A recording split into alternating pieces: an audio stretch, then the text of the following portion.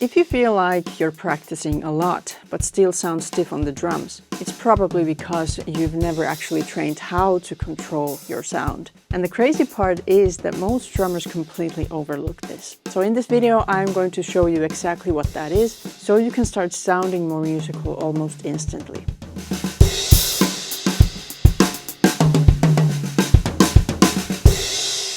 A few years ago, one of the first students I ever worked with came to me. And this was actually before I had any kind of structured program. And I'll be honest, at first I wasn't even sure if I could help him because he had practiced a lot. He was completely self-taught, but he had practiced a lot. He even brought a full binder of exercises, like pages and pages of things he had worked through. So on paper, he should have been really good. And that's why I was a bit hesitating when he pulled that binder from his bag. So I asked him to play something for me, and after he did, it was clear to me what his true problem was. It was that everything sounded the same. Same volume, same intensity, and no control over the sound, and his set balance was also off. So he had practiced a lot, but he had never actually practiced how to control his sound. So we started working on this one thing, dynamic control. And pretty quickly things started to change and his playing opened up, it started to breathe, and eventually he joined a band. And the feedback he got wasn't about chops, it was this: you sound really good, you know how to play soft. So that one thing that he was unsure of and the thing that we started to work on was exactly the thing that he got compliments from his bandmates. And this is exactly where most drummers get stuck. Some drummers may think that dynamic control is something that just happens on its own, but your sound doesn't just develop over time. You have to train it deliberately, and most drummers never actually do that. So let me show you what this actually looks like in practice. So for instance, the rudiment that we all know pretty well, the single paradiddle. Now, of course, there are multiple different ways to play this paradiddle, and we can also play it without any dynamics. But if we want something out of it, if we want to use it on this drum kit in a way that it sounds good and musical, we also do need some dynamics. And we need some dynamic control, obviously, to do that. Now, that one thing that many drummers miss when playing the single paradiddle with that accented note on the first beat is that they don't really realize that the accent is not really the problem. It could be the note after that accent. So watch my hands and see if you can spot where my upstroke is.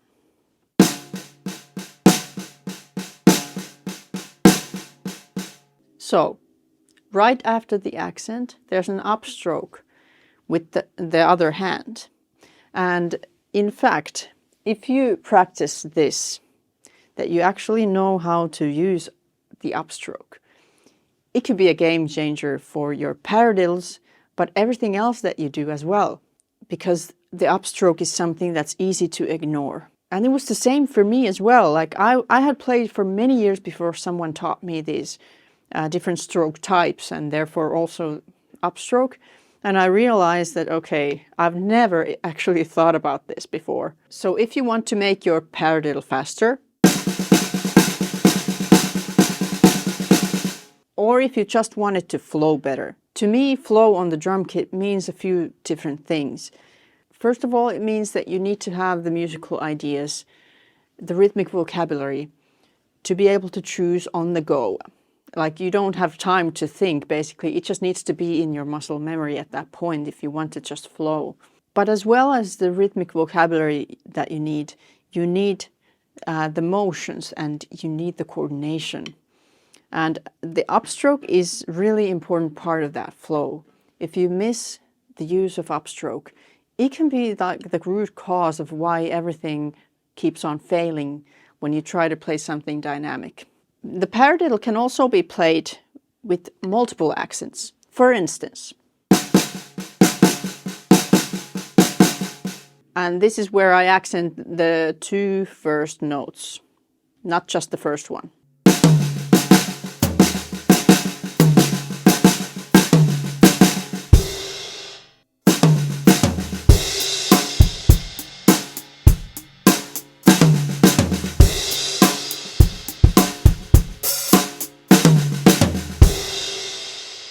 So when you add accents, you can create different types of fills, for instance. But in terms of what my hands are doing now, check what I'm doing.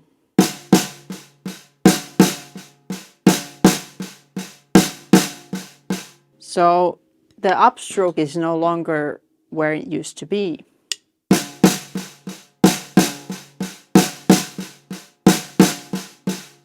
It's only at the end. Then if we flip the paradiddle, the inverted paradiddle, right, left, left, right, left, right, right, left is the inverted paradiddle. This is also a very versatile rudiment that you can use on the kit.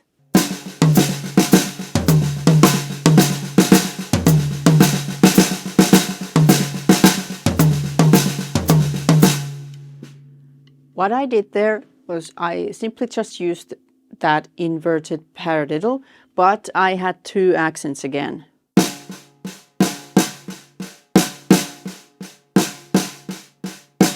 I had an accent in the beginning and also at the end. So that's a pretty cool way to use this kind of rudiment.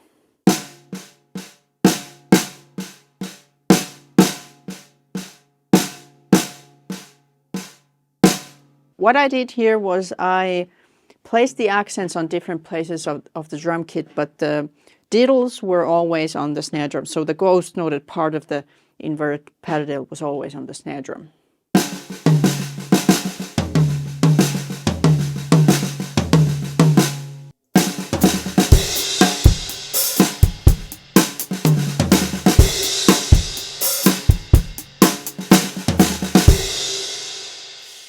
So here was an example of how you can use the paradiddle in different ways on the kit. But the core idea was that you need to be able to learn to play that pattern in a way that the dynamics work and your hands know what they do. Otherwise, it's not going to sound the same. So if I want you to take anything from this video, it's this. It's not about practicing more, it's about practicing the right things. And if you feel like you've been stuck at this stage, this is exactly the kind of thing I help drummers fix. So if you feel like you want to learn more, check this video next.